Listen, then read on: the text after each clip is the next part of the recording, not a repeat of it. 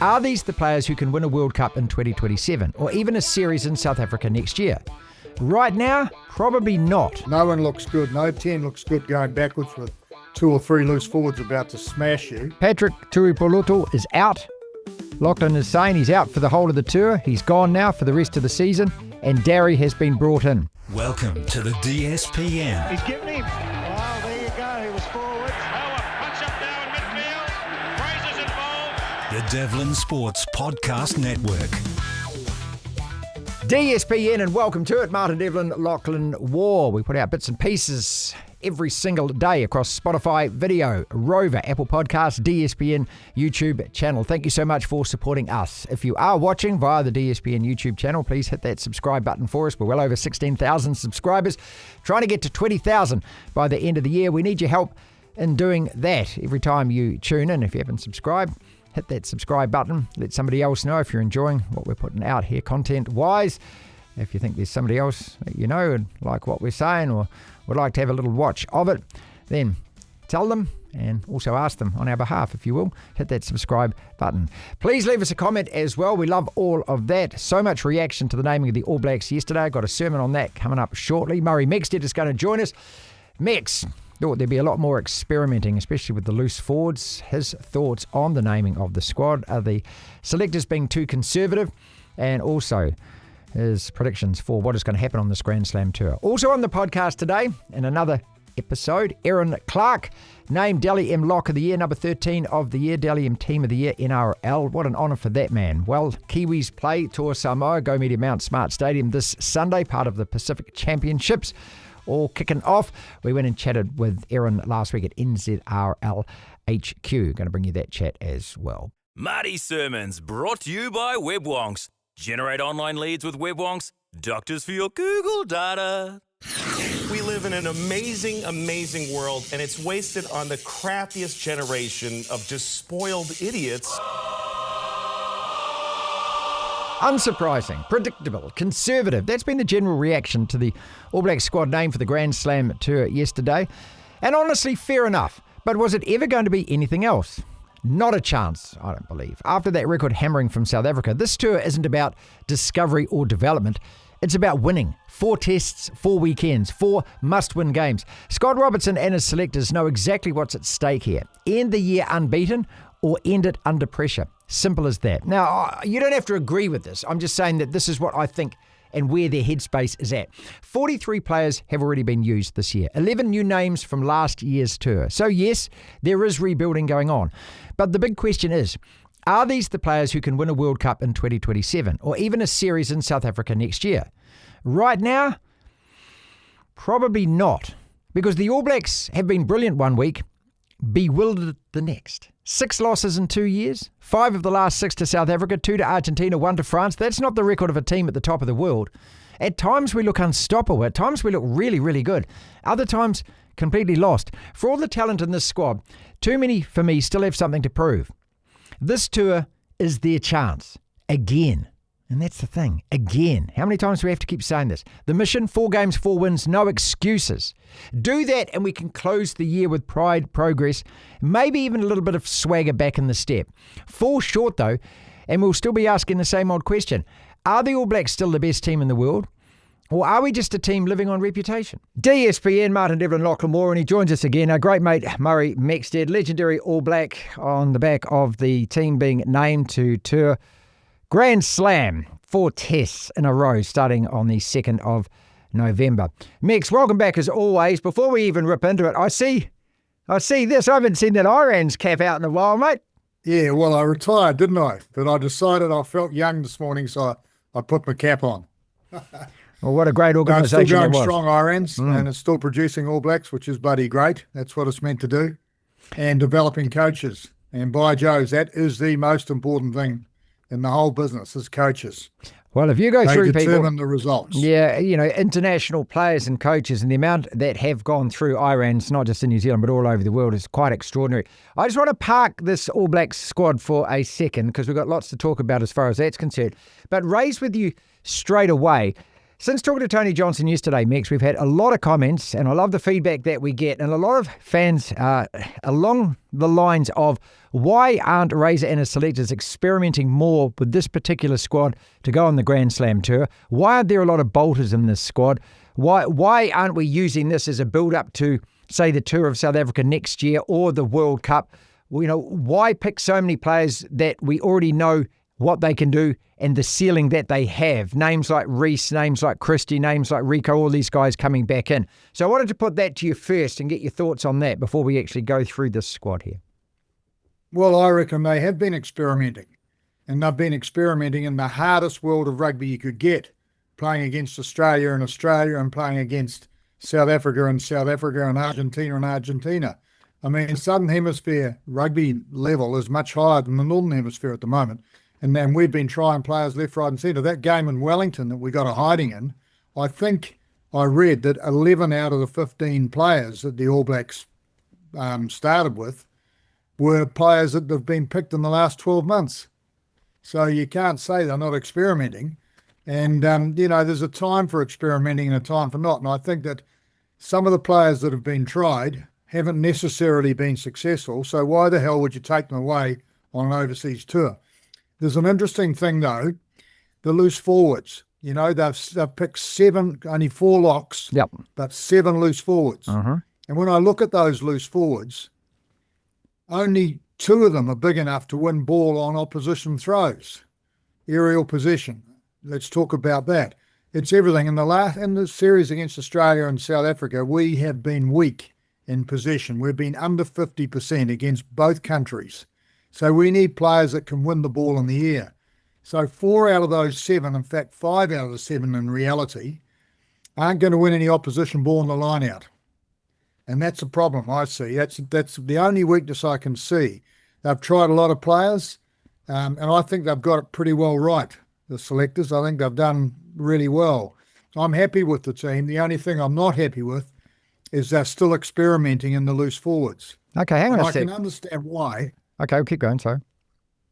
I can understand why, because, they're all much for muchness, aren't they? When I look at them, and you've got guys like, Karifi, Lakai, Satiti, even Jacobson, Severe, they're all about the same size, and none of them are going to win opposition ball in the line-out. Karifi will win breakdown ball, so he's an open side flanker. I guess Lakai might win breakdown ball too, so he's an open side flanker. Is Jacobson big enough to be a 6 or an 8? But he's not going to win any ball. But I think he should have been picked, by the way. I think he's good. Barrett, Lord, Holland, Darry. Darry's the only one that I thought that is big enough and is not on the team. Yep. So that's someone we've got up our sleeve, I suppose.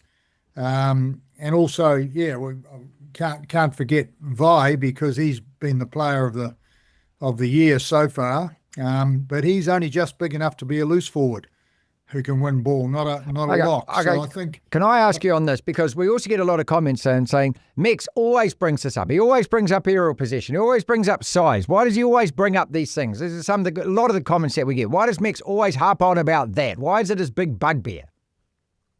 Gee, do you get all those comments? We get a lot of those, mate. Oh, well, I'm pleased to hear. You generate a lot of traffic, you do, but a lot of people say what they comment on. They say, this is what Mex always brings up. He always brings. So you explain yourself. Go and explain yourself. You've got to have the ball, Marty. You've got to have the ball. You can't tell me that if you don't have the ball, you're going to win a game. Well, you're not going to. You need to establish like those test sets. Yeah, there's stats. Yeah. In fact, 50 years before I played, they were winning games on kicks at goal.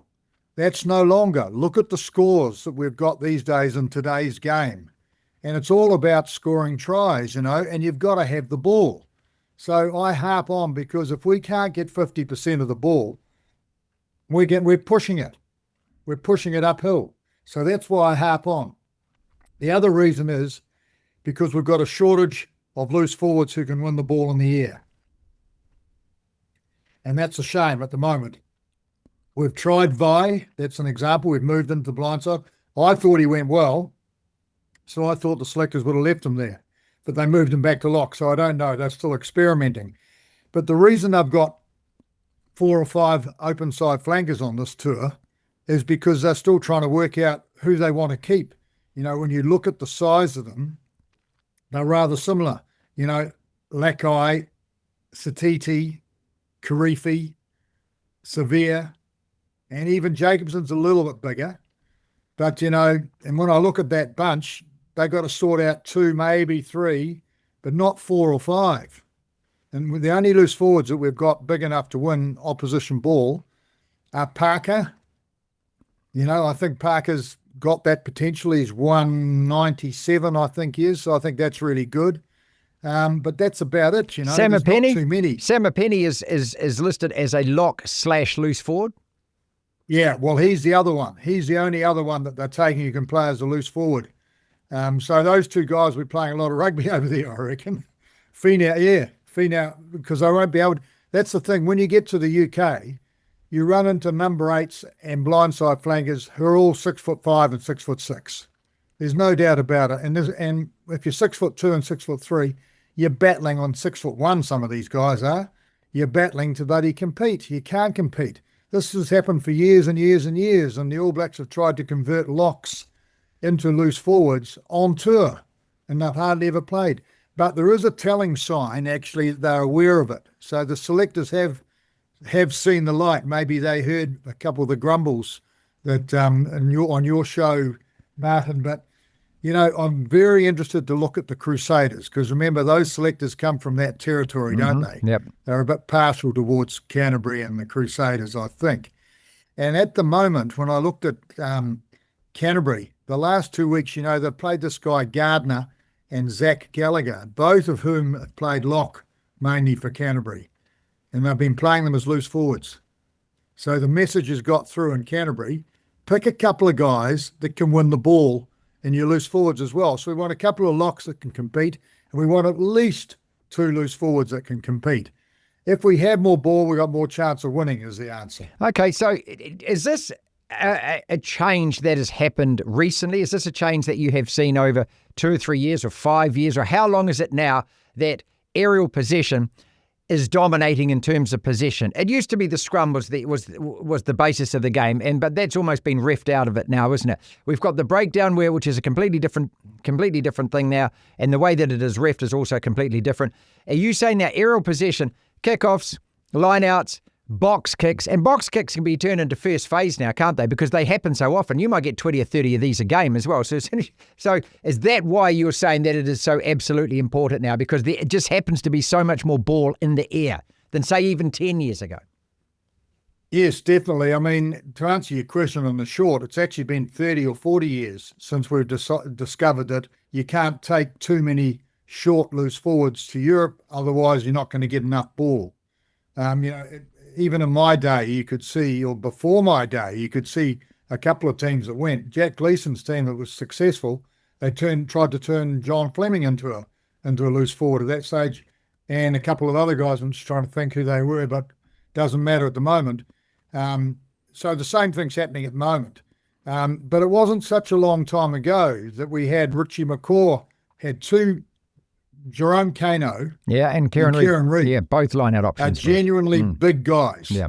And they are ball winners, both of them. So they worked that out. And that's why that loose forward trio is one of the best loose forward trios New Zealand has ever fought. International rugby. They were fantastic. Mm-hmm. They were fantastic because we had the area covered. We were winning more than 50% of the ball. So that's why I'm harping on people. Okay. Sorry to annoy you. No, that's all right. I mean, there's the explanation. The message might be getting through now, because I see the 4 locks that they picked by adding Lord. You know, that's added another big man who can genuinely compete, another guy that's 2 metres, 3 or 4, I think he is. So it'll be interesting to see how he goes. I think they're going to find out a lot about their loose forwards on this trip. Yep. They'll play a lot of them. By the end of this tour, the All Black selectors should have their team that they want to take forward into the Rugby World Cup. So that's what this tour is all about. At the moment, do you think that there is a combination as far as the loose forwards go that they have in mind, or is there a combination that you think is the best combination? Obviously, Ardie Savea is there, okay? So we're only looking at 2 because he's there. He can't play every single game. Maybe he gets a rest in one of these games. But he's already cementing that side, playing at 7. We know that now. And you can have a backup for him off the bench as they've got Karifi there. But do they have in mind, do you think, the other two? Or is what you're saying they are still experimenting to find out who those two are? Or do you actually need maybe 4 in that 6 and 8 position that one can cover 7? So because in case you get an injury, 3's obviously not enough. Yeah, no, I think that they have sorted out the fact that they need at least 3 that can win ball on the opposition throw. And I think Vi will end up being that player who's injured at the moment.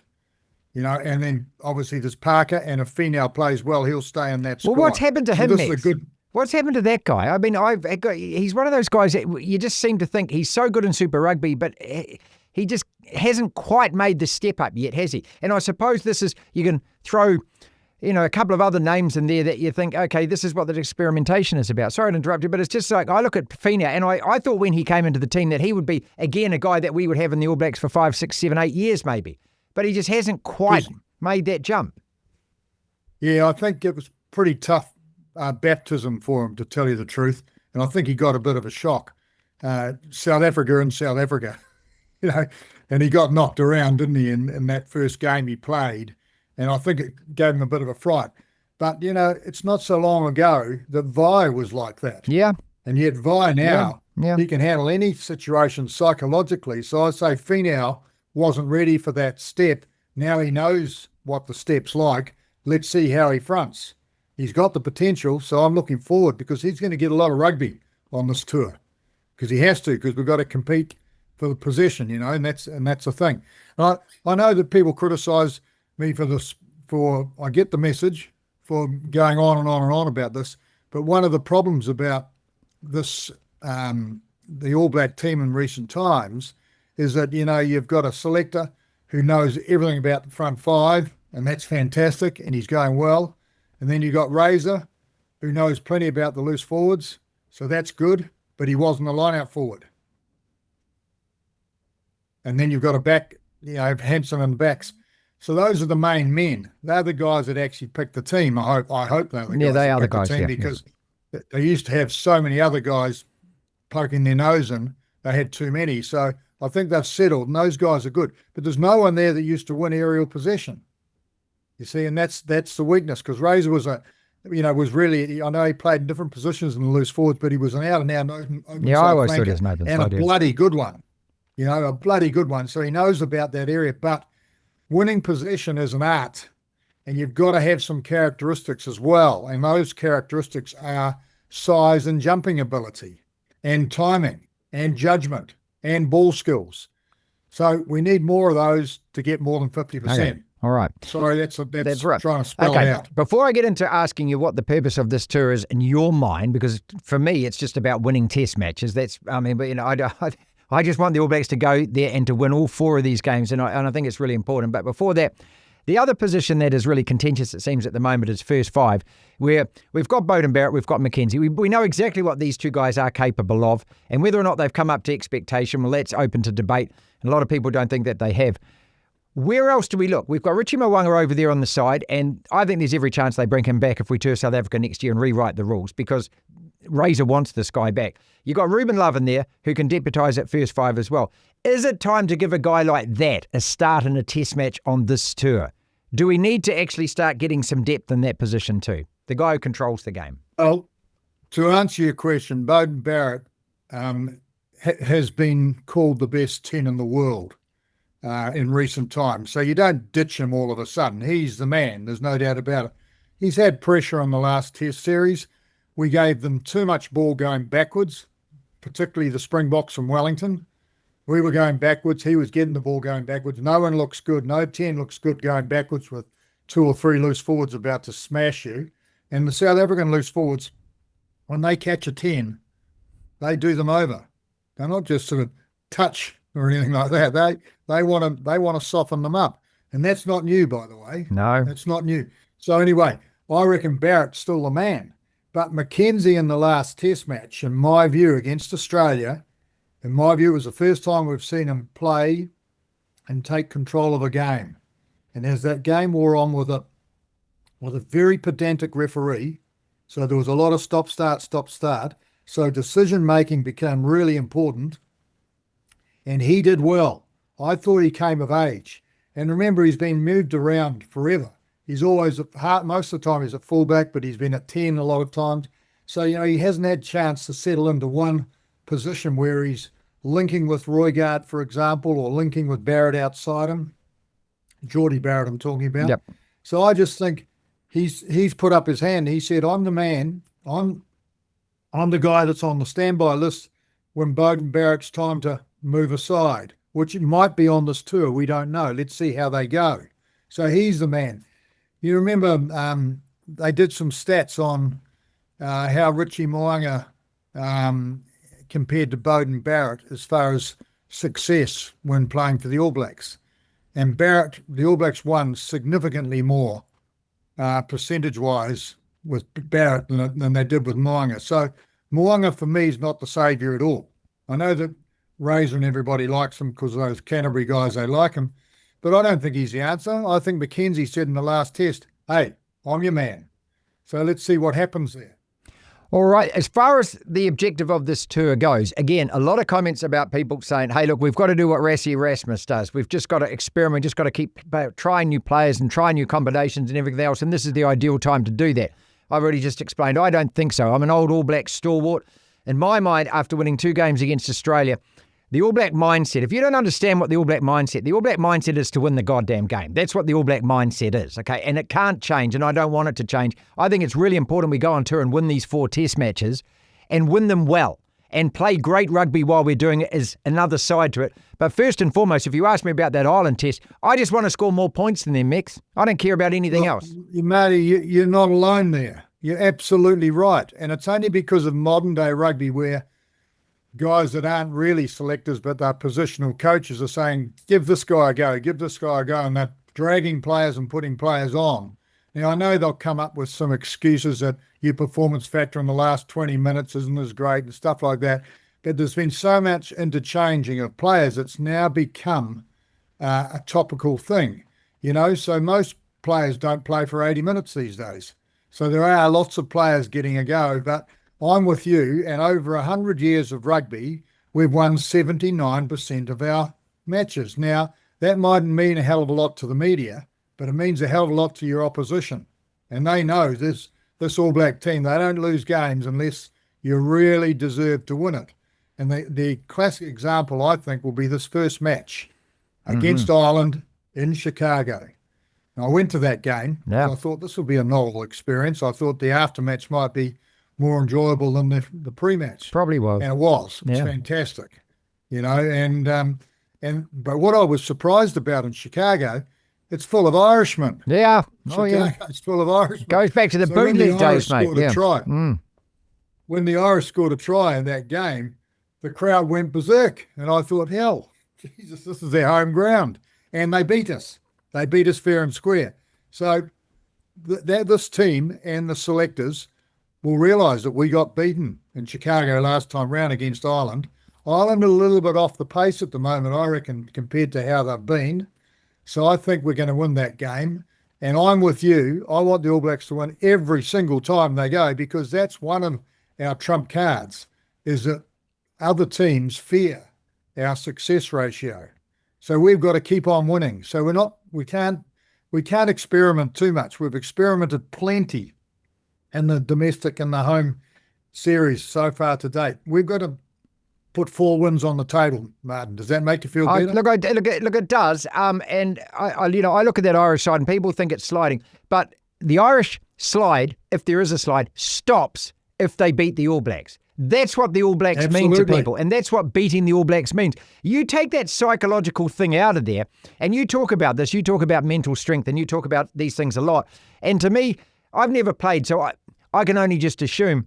But I assume that if every time I'm in a competitive situation, broadcasting-wise with somebody, every time I thought I was going up against Holmes, I was going to lose, Mex, because that guy was just so goddamn good and he kicked everyone's ass, right? And you get that inside your head. And I think it probably is a parallel. If you go out there thinking, looking at this team going, this team actually wins most of the time they play, there's something in the back of your mind that says either you've got to play extremely well or they've got to play badly or whatever. But it adds to it, doesn't it? It must add to it as a player. I don't ever want the All Blacks to be this team that people go out and say, oh, well, this is just a festival game, a Harlem Globetrotter game. We're playing the All Blacks. And, they've got to fear us, because fear is also what motivates, does it not?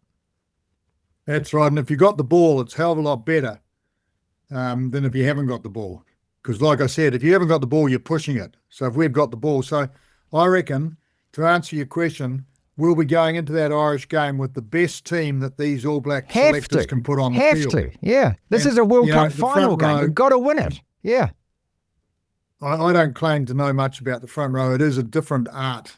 And some people can say it's a science, actually. But there's a certain personality factor, and the coach, Jason Ryan, I think knows what he's doing there. So I'm not going to get carried away with the front row, but I think that they're definitely going to play Barrett and Holland as the opening locks in that game. Great. And I reckon, I might be wrong here, but I reckon they'll play Parker at number 8 and Finau at 6. And go for the big boys. So they'll give us every chance of getting the ball, and they'll probably start with Severe. They will start with Severe on the open side for sure, because he's the man. So that's going to be a really big forward pack, which has the ability to win more than 50% of the ball, maybe 60% of the ball against the Irish. That's what I'd like to see, us having 60% playing on that Soldier field, which is a great field. Big field, big grandstand. But narrow. It's a big game. But it's a narrow field, isn't it? Because it's not quite as wide as what a normal rugby field is. I didn't know that. Yeah, we found that out last time. I remember sitting in it thinking, shit, this is a big place, is what I thought when I was sitting watching. Yeah, it's not quite as wide as what a normal rugby field is. It comes in a little bit, you see. No, I guess it's open air a bit too. But anyway, that's what I reckon. I reckon they're going to play them, and they'll bring Lord on at some stage during that game and see how he goes. And if we get the ball, that's great. And then we've got Roygaard, and it'd be interesting to see whether they play Barrett or McKenzie. In my mind, Barrett's still number 1, McKenzie's number 2. And I think that the job they did in the midfield was well selected. I really do think that. Those are 4 proven players now that they have, and I think, there's no doubt about it. Quinn Tupai has put himself in that same selection category as Proctor, and I think that Barrett and Leonard Brown are the boys in the midfield, and they'll sort out who is best. So I think we're going into this game, and we're always good on the wings in the last few years. We've got plenty of them, and I'm not sure who they'll pick, but whoever they pick will be good enough. There's no doubt about that. And we want to score some tries. We want to win 60% of the ball and score some tries against this Irish team. So by the time we hit England, we're charging. All right, let's finish on the, I call it the New Zealand 15, because I'm not going to call it the All Blacks 15. Jamie Joseph's side that he's selected. Again, a lot of people saying that, these players should be in the All Blacks. I like the idea of this team because there is no midweek side now, and you need somewhere between Super Rugby level and Test level to blood some players. But I just question the fixtures, Max. We've got a game against the Barbarians, which is a festival game against a team that comes together for a week and is normally a piss drinking trip. Then we've got a game against England A. Why can't they organise and get this team to be playing Japan, Georgia? Portugal won a game at the last World Cup. Why can't we play these test match sides and actually put these young guys under load? Because if they're playing against the Barbarians, to me, it just doesn't add what it should add to this team. If it's a New Zealand 15, they should be playing matches at a kind of level which are really important. And that game, to me, is not an important game. Yeah, well, I think the New Zealand 15, or the All Black 15 they call it, is as much a trial for the coach as it is for the team. Okay. So that's Jamie Joseph. And Jamie Joseph, I reckon, is a bloody good, tough coach. And I've had lots of experience with Jamie and Irons. Yeah, he's good dude. With him, and I think he's good. And what he did with Tony Brown in Japan is nothing short of fantastic. Extraordinary, wasn't it? Yeah. So he's going to get a feel for it, and we'll see what he thinks as well. So I'll be looking forward to seeing the team that takes the field and how they play. Whether they dominate or not is another thing. If they're playing the Barbars, I agree with you. Why the hell are they playing the Barbars? Because it's a team that's thrown together. It doesn't matter. Yeah.